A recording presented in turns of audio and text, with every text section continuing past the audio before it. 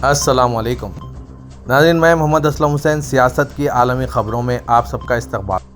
اسرائیل اور فلسطین مزاحمتی تنظیم حماس کے درمیان مذاکرات کے حوالے سے ممکنہ جنگ بندی معاہدے کے نکات سامنے آ گئے۔ امریکی اخبار نے امریکی حکام کے حوالے سے بتایا کہ جنگ بندی کی صورت میں اسرائیل اور حماس میں سے کوئی بھی غزہ کو کنٹرول نہیں کرے گا۔ امریکہ اور متحدہ عرب ریاستوں کی حمایت یافتہ سیکورٹی فورسز غزہ کا کنٹرول سنبھالے گی۔ امریکی اخبار کے مطابق فورس کے ارکان کا چناؤ 2500 افراد کے پول سے کیا جائے گا۔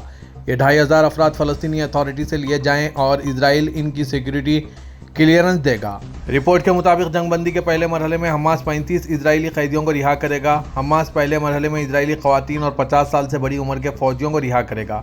قیدیوں کی رہائی کے جواب میں اسرائیل سینکڑوں فلسطینیوں کو رہا کرے گا۔ امریکی اخبار کی رپورٹ میں کہا گیا کہ غزہ کا معاملہ طے ہونے کے بعد لبنان میں بھی اقدامات ہوں گے۔ لبنانی حکومت حزب اللہ کو اسرائیلی سرحد سے دور لے جائے گی۔ جواب میں اسرائیل لبنان کے مقبوضہ علاقوں سے نکل جائے گا۔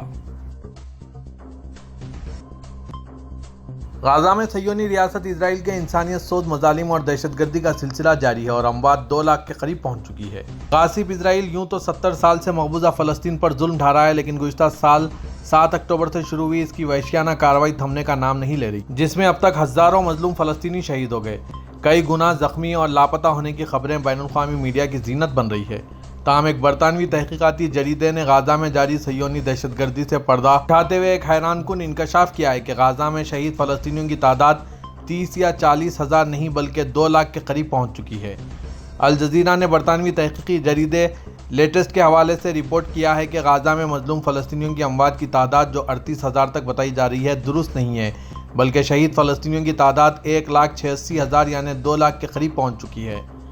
رپورٹ میں کہا گیا ہے کہ بالواسطہ اموات براہ راست اموات کی تعداد سے 3 سے 15 گنا زیادہ ہو سکتی ہے۔ ہلاکتوں کی تعداد 1,46,000 تک یا اس سے بھی زیادہ ہو سکتی ہے۔ تحقیقی رپورٹ میں بتایا گیا ہے کہ غزہ میں مجموعی آبادی 23 لاکھ ہے، جس میں 8% آبادی جنگ کا ایندھن بن چکی ہے، جن میں بڑی تعداد خواتین اور معصوم بچوں کی ہے۔ اقوام متحدہ کے اعداد و شمار کے مطابق 10,000 لاشیں ملبے تلے دبی ہوئی ہے، جبکہ غزہ کی 35% عمارتیں تباہ ہو چکی ہے۔ دوسری جانب اسرائیلی فوج نے ایک بار پھر بے گھر فلسطینیوں کو غزہ سے فوری انخلاء کا حکم جاری کیا۔ گزشتہ 24 گھنٹوں کے دوران صہیونی فوجی حملوں میں مزید 45 سے زائد فلسطینی شہید ہو گئے۔ اسرائیلی ٹینک غزہ میں 3 اطراف سے داخل ہونے اور فورسز نے غزہ کے شمالی علاقوں پر بھی بمباری کی، جبکہ گزشتہ 4 روز میں 4 اسکول تباہ کر کے درجنوں پناہ گزینوں کو شہید کر دیا گیا۔ اسرائیل نے ایک اور اسپتال خالی کرنے کی وارننگ بھی دی ہے۔ امریکی ایوان ذہنی نے ایک بل منظور کیا ہے جس کے تحت ملک میں ہونے والے وفاقی انتخابات میں ووٹ ڈالنے کے لیے اندراج کرنے والے لوگوں کے لیے امریکی شہریت کا ثبوت پیش کرنا ضروری ہوگا۔ ایوان کے قانون سازوں نے آج 198 سے 221 کی اکثریت کے ساتھ اس بل کو منظور کر لیا، جس سے سیف گارڈ امریکن ووٹر اہلیت ایکٹ کو منسوخ کر دیا گیا۔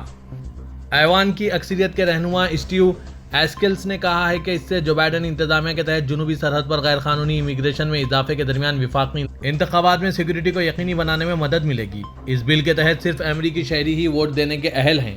وائٹ ہاؤس نے کہا ہے کہ وہ اس قانون کی مخالفت کرتے ہیں کیونکہ جبکہ غیر شہری کبھی کبھار وفاقی انتخابات میں ووٹ ڈال سکتے ہیں، ضروری نہیں کہ ہر بار ایسا ہو۔ ارب پتی کاروباری شخصیت ایلن مسک نے کہا ہے کہ قانون کی مخالفت کرنے والے قانون ساز امریکہ کے غدار ہیں اور جو لوگ اس بل سے اختلاف کرتے ہیں وہ انتخابی فراڈ کرنے کی کوشش کر رہے ہیں۔ امریکہ کی کئی ریاستوں میں سورج قہر برسا رہا ہے۔ لاس ویگاس میں پارہ مسلسل 5ویں دن 46 ڈگری سینٹی گریڈ رہا۔ تفصیلات کے مطابق امریکہ اس وقت شدید گرمی کی زد میں ہے۔ ریاست کیلیفورنیا کی ڈیتھ ویلی میں درجہ حرارت 55 ڈگری کو چھو گیا۔ تاہم شدید گرمی کے باوجود سیاح ڈیتھ ویلی پہنچ گئے۔ نیشنل پارک کے فرنس کریک وزیٹر سینٹر کے باہر نصب تھرمامیٹر کے ساتھ سیاح ہائی ٹیمپریچر کی یادگار کے طور پر تصاویر بنواتے اور سیلفیاں لیتے دیکھے گئے۔ نیشنل ویدر سروس کے مطابق کیلیفورنیا، ایریزونا، اوریگن، ایڈہو، الاباما اور مسیسپی کی ریاستیں شدید گرمی کی زد میں ہیں۔ کیلیفورنیا اور نیواڈا میں آنے والے ہفتے میں روزانہ ریکارڈ بلند درجہ حرارت دیکھنے کی توقع ہے۔ اسپین کے وزیر اعظم پیڈرو سانچیز نے نیٹو کے رکن ممالک سے مطالبہ کیا ہے کہ غزہ کے معاملے میں بھی اسی اتحاد و استقامت کا مظاہرہ کیا جائے جس طرح یوکرین کے معاملے میں کیا جا رہا ہے۔ سانچیز نے امریکہ کے شہر واشنگٹن میں منعقدہ نیٹو اٹلانٹک کونسل کی بند کمرے کی سربراہی نشست میں شرکت کی۔ اسپین وزارت عظمیٰ ذرائع کے حوالے سے ملکی ذرائع ابلاغ کی شائع کردہ خبر کے مطابق پیڈرو سانچیز نے بند کمرے کے نیٹو اجلاس میں خطاب میں کہا کہ اگر ہم اپنے شہریوں سے کہہ رہے ہیں کہ ہم بین الاقوامی قانون کے تحفظ کی خاطر یوکرین کے ساتھ تعاون کر رہے ہیں تو ہمیں یہی رویہ غزہ کے لیے بھی اختیار کرنا پڑے گا۔ میرا نیٹو ممالک سے مطالبہ ہے کہ جس اتحاد اور مستحکم ارادے کا مظاہرہ یوکرین پر روسی قبضے کے خلاف کیا جا رہا ہے، ویسے ہی اتحاد و استقامت کا مظاہرہ غزہ کے لیے بھی کیا جائے۔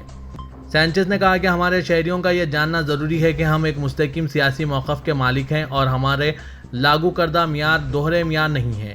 اگر ہم یوکرین کے معاملے میں بین الاقوامی قانون کے احترام کا مطالبہ کر رہے ہیں تو یہی مطالبہ ہمیں فلسطین کے شہر غزہ کے معاملے میں بھی کرنا چاہیے۔ یورپی یونین ممالک کے سفیروں نے روس اور چین کے دورے کی وجہ سے ہنگری کے وزیر اعظم وکٹر اوربان کی مذمت کی ہے۔ یورپی یونین ممالک کے سفیروں نے برسلز میں منعقدہ 2 گھنٹے کے اجلاس میں گزشتہ ہفتے چیئرمین ملک ہنگری کے وزیر اعظم وکٹر اوربان کے سرپرائز دورہ چین اور دورے روس پر بات چیت کی۔ سفیروں نے کہا ہے کہ اوربان نے یونین کے نام پر بات کرنے کا اختیار نہ ہونے کے باوجود اور دیگر یورپی رہنماؤں کا تعاون حاصل کیے بغیر روس کا غیر متوقع دورہ کر کے 27 ممالک کے اتحاد کو ہی نقصان نہیں پہنچایا بلکہ یونین کے سمجھوتوں کی بھی خلاف ورزی کی ہے۔ تاہم ہنگری کے سفیر نے کہا ہے کہ اوربان نے یہ دورہ بحیثیت ٹرم چیئرمین کے نہیں ہنگری کے وزیر اعظم کی حیثیت سے کیا ہے۔ دورے کا مقصد فائر بندی کے امکانات کا جائزہ لینا تھا۔ مصنوعی ذہانت یعنی آرٹیفیشل انٹیلیجنس AI کی مدد سے تیار کی گئی دنیا کی پہلی مس آرٹیفیشل انٹیلیجنس کا ٹائٹل مراکش کی کنزا لیلا نے جیت لیا۔ غیر ملکی خبررساں ادارے کی رپورٹ کے مطابق یہ مراکشی لڑکی کو کنزا لیلا کا نام دیا گیا تھا۔ لیلا نے مقابلے میں شریک مصنوعی ذہانت سے تیار کی گئی دنیا بھر کی 1500 دیگر امیدواروں کو شکست دی۔ مقابلہ جیتنے والی کنزا لیلا کے تخلیق کار کو $13,000 کی انعام رقم دی گئی۔ فیصلہ کرنے والی جیوری کے ارکان کا کہنا ہے کہ انہیں کنزا کی پرکشش شخصیت اور مصنوعی ذہانت سے تیاری میں استعمال کی گئی جدید ٹیکنالوجی بے حد پسند آئی۔ مصنوعی ذہانت کی ملکہ حسن کا تاج سر پر سجانے کے بعد لیلا کے اپنے سوشل میڈیا اکاؤنٹ پر ایک پوسٹ کی گئی کہ میں مس آرٹیفیشل انٹیلیجنس کا ٹائٹل جیتنے کے بعد اپنی اس شاندار خوشی میں آپ لوگوں کو شریک کر رہی ہوں۔ پوسٹ میں لکھا گیا ہے کہ میں ہر اس فرد کا شکریہ ادا کرتی ہوں جو اس منفرد تجربے میں میرے ساتھ کھڑے رہے اور جس نے مجھے سپورٹ کیا۔ سعودی وزارت دفاع نے air defence and space company کے ساتھ 4 ایئر بیس ملٹی رول ری فلنگ طیارے A330 MRTT خریدنے کے معاہدے پر دستخط کیے۔ سرکاری خبررساں NCSPA کے مطابق معاہدے کا مقصد سعودی رائل ایئر فورس کی آپریشنل صلاحیتوں کو بڑھانا ہے۔ سعودی معاون وزیر دفاع برائے ایگزیکٹو امور ڈاکٹر خالد بیاری نے بتایا کہ معاہدے کا مقصد سعودی رائل ایئر فورس کی ایئر ریفیولنگ، ٹرانسپورٹیشن اور لاجسٹک آپریشنز کے علاوہ فوج اور ساز و سامان کی ٹرانسپورٹیشن میں وزارت دفاع کی صلاحیت کو مضبوط کرنا بھی ہے، جس سے مملکت کی دفاعی صلاحیتوں میں اضافہ ہوگا۔ یہ معاہدہ سعودی عرب کی ایویشن انڈسٹری کی ترقی میں کردار ادا کرے گا، جس میں طیارے کے انجینئرنگ، ترقی، مینٹیننس، مملکت کے اندر سیفٹی، معیار اور سپلائی چین کو بہتر بنانے پر توجہ مرکوز کی جائے گی۔ انڈونیشیا کو سعودی عرب کی برآمدات میں 61% اضافہ ہوا ہے۔ دونوں ملکوں کے درمیان تجارتی حجم 2022 کی پہلے سے تیسری سہ ماہی کے دوران 23 ارب ریال تک پہنچ گیا۔ اخبار 24 کے مطابق سعودی چیمبرز کی فیڈریشن نے اپنے نئے سیشن میں سعودی انڈونیشین بزنس کونسل کو حتمی شکل دینے کا اعلان کیا۔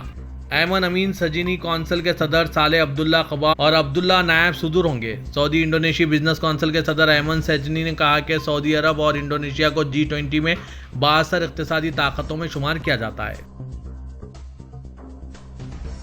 صدر ترکی رجب طیب اردوغان نے کہا ہے کہ بعض لوگوں کو خام خیالی ہے کہ وہ شمالی شام میں ایک دہشت گرد ریاست قائم کر سکتے ہیں۔ صدر اردوغان واشنگٹن میں نیٹو سربراہ اجلاس میں انسداد دہشت گردی پر ایک اہم پیغام دیا۔